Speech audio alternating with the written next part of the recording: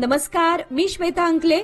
तरुण भारतच्या news bulletin मध्ये आपल्या सर्वांचे स्वागत. आता पाहूया ठळक घडामोडी. सावगाव परिसरात सुरू असलेल्या अवैध धंद्यांना तात्काळ थांबवण्यात यावे या मागणीसाठी आज सावगाव ग्रामस्थांनी जिल्हाधिकारी कार्यालयासमोर तीव्र निदर्शने केली. यावेळी ग्रामस्थांनी अवैध धंद्यात गुंतलेल्या व्यक्तींवर कडक कारवाईची मागणी करत जिल्हाधिकाऱ्यांना निवेदन सादर केले. सावगाव परिसरातील अंगडी कॉलेजजवळ असलेल्या शेतात अनैतिक कृत्ये सुरू आहेत. महाविद्यालयीन विद्यार्थ्यांकडून मद्यपान, धूम्रपान आणि अंमली पदार्थांचे सेवन केले जात आहे. यामुळे शेतात काम करणाऱ्या शेतकऱ्यांना आणि महिलांना ये-जा करणं अत्यंत कठीण होऊन बसलं आहे. स्थानिक हॉटेल्स रात्रभर चालतात. यावर सरकारने वेळेची मर्यादा निश्चित केली पाहिजे, अशी मागणी यावेळी करण्यात आली. यावेळी ग्रामपंचायत अध्यक्ष यल्लाप्पा पाटील व शिवप्रतिष्ठान हिंदुस्थानचे तालुका प्रमुख कल्लाप्पा पाटील, निंगाप्पा मोरे यांच्यासह सावगाव ग्रामस्थ मोठ्या संख्येने उपस्थित होते आणि या प्रकारावर कठोर कारवाईची मागणी केली. बेळगाव तालुक्यातील गणेशपूर येथे एका 5 वर्षाच्या मुलीवर 3 भटक्या कुत्र्यांनी भयंकर हल्ला केला. या हल्ल्यात मुलीला पोट, पाठ, गळ्याबरोबरच पायावर गंभीर जखमा झाल्या असून तिला बेळगावच्या बिम्स रुग्णालयात आयसीयूमध्ये उपचार दिले जात आहेत. ती घराबाहेर खेळत असताना अचानक 3 भटक्या कुत्र्यांनी तिला गळा, पोट, पाठ आणि पायावर तुफान हल्ला केला. मुलीला झालेल्या गंभीर जखमा पाहून तिला त्वरित रुग्णालयात दाखल करण्यात आले.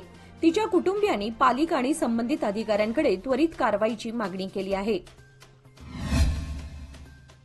लायन्स क्लब ऑफ बेळगाव आणि महावीर लिंब सेंटर हुबळी यांच्या संयुक्त विद्यमाने मोफत कृत्रिम जयपूर लिंब कॅम्पचे मोजमाप शिबिर यशस्वीरित्या पार पडले. बेळगाव येथील इन्स्टिट्यूट ऑफ इंजिनियर्स हॉलमध्ये हा कार्यक्रम काल रविवारी पार पडला. या मोफत शिबिराचा बेळगाव जिल्हा, विजयपूर, गोवा राज्य व कोल्हापूर येथील लाभार्थ्यांनी लाभ घेतला. एकूण 120 अंगहीन व्यक्तींना सुमारे 45 दिवसात कृत्रिम अवयव उपलब्ध करून देण्यात येणार आहेत. डेंटल असोसिएशन, उद्योगपती, समाजसेवी संस्था आदींच्या दंतचिकित्सकांनी भेट देऊन या उदात्त प्रकल्पाचे कौतुक केले. यावेळी रवींद्र काकती यांनी कार्यक्रमाच्या अध्यक्षस्थानी राहून प्रचार, प्रबोधन, अर्ज प्रक्रिया आदी कामे पाहिली आहेत. सदर शिबिर व्यवस्थितरित्या पार पाडण्यासाठी क्लबचे अध्यक्ष दया शहापूरकर, सचिव लायन गीता कित्तूर, खजिनदार जयश्री हलभावी, उपजिल्हा governor two lion Rajshekhar Hiremath, lion Shridhar Uppin, lion Prabhakar Shahapurkar, lion Hemant Kittur तसेच इतर सदस्यांनी अथक परिश्रम घेतले. महावीर लिंब सेंटरच्या तंत्रज्ञांनी केलेल्या अथक प्रयत्नांबद्दल क्लबने त्यांचे आभार मानले. बेळगाव तालुक्यातील सुळेभावी येथे जागृत देवस्थान श्री महालक्ष्मी देवीचे मंदिर आहे. हे जागृत देवस्थान उत्तर कर्नाटक भागातील जनतेचे आधारवड मानले जात असून ही देवी नवसाला पावते असा लाखो भाविकांचा विश्वास आहे.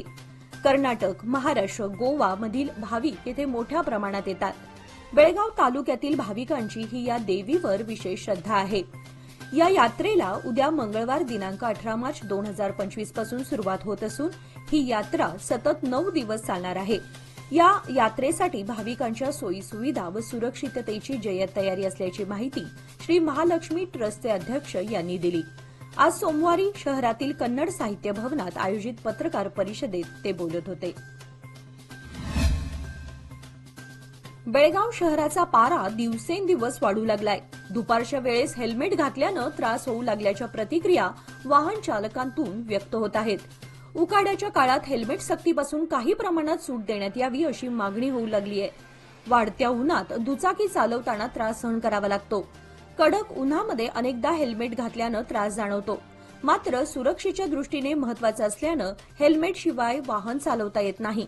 कारण हेल्मेटशिवाय वाहन चालवणं जीवावर बेतू शकतं.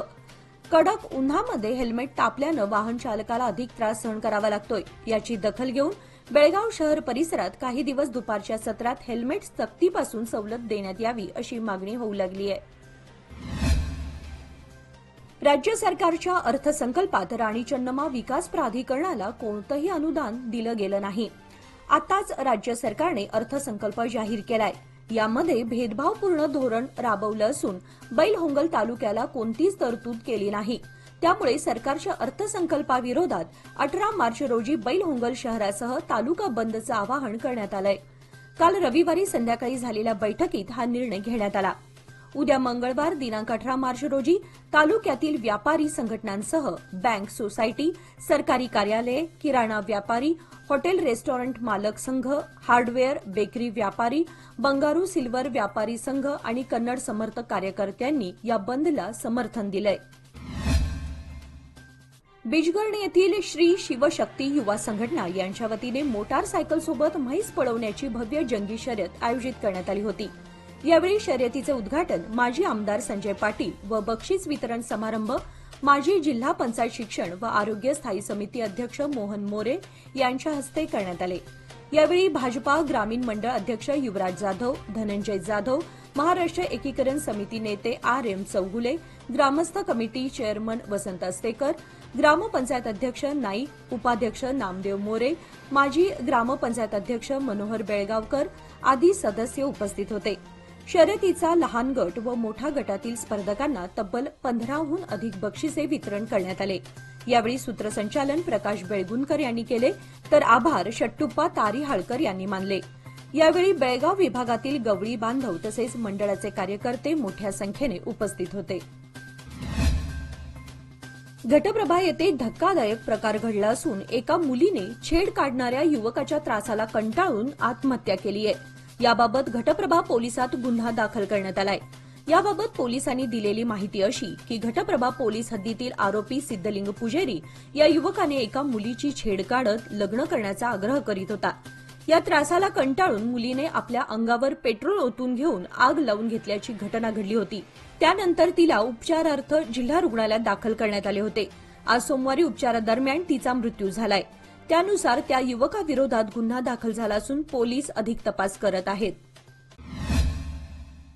Financial support at every step. On the occasion of Women's Day, presenting Lokmanya Mahila Udan Nivesh Yojana, get an attractive 10.25% interest on a 555-day deposit, additional 0.50% interest for senior citizens. For more details, visit our nearest branch or call 1800-212-4050. Lokmanya, where money grows and relationships strengthens. Belgaum येथील golf मैदानावर शनिवार दिनांक 15 आणि रविवार दिनांक 16 मार्च रोजी 2 दिवसीय infantry golf चषक स्पर्धेचे भव्य आयोजन करण्यात आले होते. यावेळी कोल्हापूर, पुणे आणि हुबळी येथून 140 गोल्फपटूंनी सहभाग घेतला होता. अखेरीस बेळगावातील पोद्दार ज्वेलर्सचे मिहीर पोद्दार यांनी हा प्रतिष्ठित चषक पटकावून 2018 नंतर पुन्हा एकदा यशाची परंपरा कायम ठेवली आहे. स्पर्धेच्या समारोप प्रसंगी जेल विंग कमांडर आणि मेजर जनरल राकेश मनुजा यांनी मिहीर पोद्दार यांना इन्फंट्री चषक प्रदान करून गौरवले. यावेळी PC wing commander brigadier KVK प्रकाश, MLRCचे कमांडर ब्रिगेडियर जॉयदीप मुखर्जी यांच्या समवेत गोल्फप्रेमींची उपस्थिती होती. सालाबादप्रमाणे शिवसेना उद्धव बाळासाहेब ठाकरे बेळगाव जिल्हा सीमाभाग यांच्या वतीने हिंदू तिथीप्रमाणे आज 17 मार्च रोजी श्री छत्रपती शिवाजी महाराज यांची जयंती उत्साहात साजरी करण्यात आली. शिवसेना उभाटा गटाचे बेळगाव जिल्हा सीमाभाग यांच्या वतीने शहरातील छत्रपती शिवाजी उद्यान शहापूर येथे आज सकाळी 10 वाजता प्रथम प्रेरणा मंत्र म्हणून शिवरायांच्या मूर्तीचे पुष्पहार घालून पूजन करण्यात आले. उपजिल्हाप्रमुख बंडू केरवाडकर आणि उपशहर प्रमुख प्रवीण तेजम यांच्या हस्ते हे पूजन झाले. याप्रसंगी उपस्थित प्रकाश राऊत, अमर कडगावकर, प्रकाश हेबाजी, विलास शिंदे, आनंद गोंधळी, बाळकृष्ण चव्हाण पाटील, स्वराज पाटील, बाळू भोसले, विवेक बडबंजी, जयवंत कांबळे, विलास जानवेकर, मंचक बडबंजी आदी शिवसैनिक उपस्थित होते. बेळगाव तालुक्यात गेल्या काही दिवसांपासून उन्हाचा पारा वाढतोच आहे. वाढत्या उन्हामुळे पोल्ट्री व्यावसायिक अडचणीत आले असून कडक उन्हामुळे कोंबड्यांचा मृत्यू होत आहे. गेल्या वर्षी दिवसाकाठी 15 ते 20 कोंबड्यांचा मृत्यू होत होता, पण यंदा वाढत्या उष्म्यामुळे 30हून अधिक कोंबड्या रोज मृत्युमुखी पडत असल्याचं चित्र बेळगाव व खानापूर तालुक्यातील पोल्ट्रीत पाहायला मिळत आहे. यंदाचा उन्हाळा अधिकच तापदायक ठरणार असल्याचं चित्र दिसत आहे. याचा फटका पोल्ट्री व्यवसायाला बसू लागलाय. बेळगाव तालुक्याच्या पूर्व भागातून सांब्रा मार्गे बेळगाव शहरात प्रवेश करताना कचऱ्याने भरलेल्या रस्त्यावरून ये-जा करावी लागते. त्यामुळे वाहनधारकातून नाराजी व्यक्त होत आहे. स्मार्ट सिटीच्या प्रवेशद्वारावरच ही स्थिती असल्यानं आश्चर्यही व्यक्त केलं जात आहे. त्यामुळे कचऱ्याची समस्या निकालात काढावी अशी मागणी केली जात आहे. शहराचा स्मार्ट सिटीतून 6हून अधिक वर्षांपासून विकास केला जातोय, मात्र कचऱ्याची समस्या मिटलेली नाही. शहराला विविध भागातून प्रवेशद्वार आहेत, त्या प्रत्येक ठिकाणी हीच अवस्था दिसत आहे. राष्ट्रीय महामार्गावर हायवे पेट्रोल अवजड वाहन चालकांना लुटण्याचा प्रकार समोर आलाय. एक व्हिडिओ सध्या सोशल मीडियावर व्हायरल झालाय. बेळगाव सुवर्ण विधानसौध हायवेवर हायवे पोलीस आणि ट्रक अडवून चालकाला ₹500 दंड चालकाने पैशाची कमतरता सांगितली. त्यावर पोलिसांनी ₹200 देऊन ट्रक सोडण्याचा सल्ला दिला. चालकाने ₹100 चिरीमिरी देऊन ट्रक सोडवून घेतला.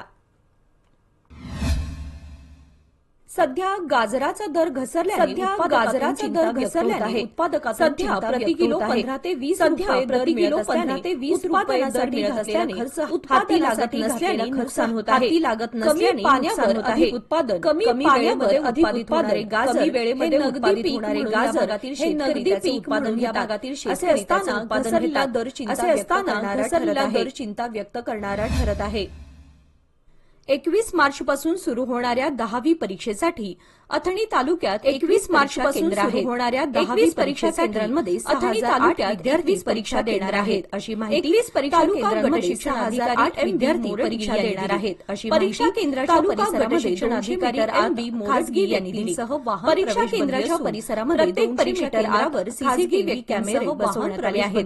परीक्षेच्या परीक्षा केंद्रावर प्रवेश केला तर त्यांच्यावर कारवाई करण्यात येईल असा इशारा परीक्षेच्या आवारात कोणीही प्रवेश केला तर त्यांच्यावर कारवाई करण्यात येईल असा इशारा देण्यात आला. तालुक्यातील सर्व तहसीलदार सिद्राय उपस्थितीमध्ये बैठक घेऊन अनेक समस्यांविषयी तालुक्यातील सर्व अधिकारी यांच्या उपस्थितीमध्ये बैठक घेऊन अनेक तालुक्यातील सुळेभावी ग्रामदेवीची दर 5 वर्षांनी साजरी होणारी यात्रा उद्या मंगळवार दिनांक 18 ते 26 मार्च 2025 दरम्यान आयोजित करण्यात आली आहे. तालुक्यातील सुळेभावी ग्रामदेवीची यांच्या निवासस्थानावरून देवीची होणारी यात्रा उद्या मंगळवार 12 वाजता ते 26 मार्च 2025 दरम्यान सदर यात्रा देवस्थान मंडपात विश्वकर्मा बडिगे यांच्या निवासस्थानावरून दरम्यान ओटी भरल्या 9 दिवसापर्यंत रात्री 12 वाजता शिस्तबद्धरित्या साजरा करण्यात येणार असून सदर यात्रा यंदाची यात्रा पूर्णपणे प्रतिष्ठापना करण्यात येणार आहे. तरी दरम्यान मंडळींनी 9 दिवसापर्यंत ही यात्रा अत्यंत शिस्तबद्धरित्या साजरा करण्यात येणार आवादाचा लाभ घ्या. यंदाची यात्रा पूर्णपणे शासकीय असणार आहे. तरी सर्व भक्त मंडळींनी सहकुटुंब उपस्थित कळवण्यात आले आहे. देवीच्या दर्शनाचा याचबरोबर आजचे बातमीपत्र इथे संपले. अधिक माहिती आणि ताज्या घडामोडींसाठी पाहत रहा तरुण भारत न्यूज चॅनलच्या वतीने. तसेच आमच्या चॅनलला लाईक, शेअर आणि सबस्क्राईब करायला विसरू नका. आणि विश्वास याचबरोबर आजचे बातमीपत्र इथे संपले. दैनिक अधिक माहिती आणि ताज्या घडामोडींसाठी पाहत रहा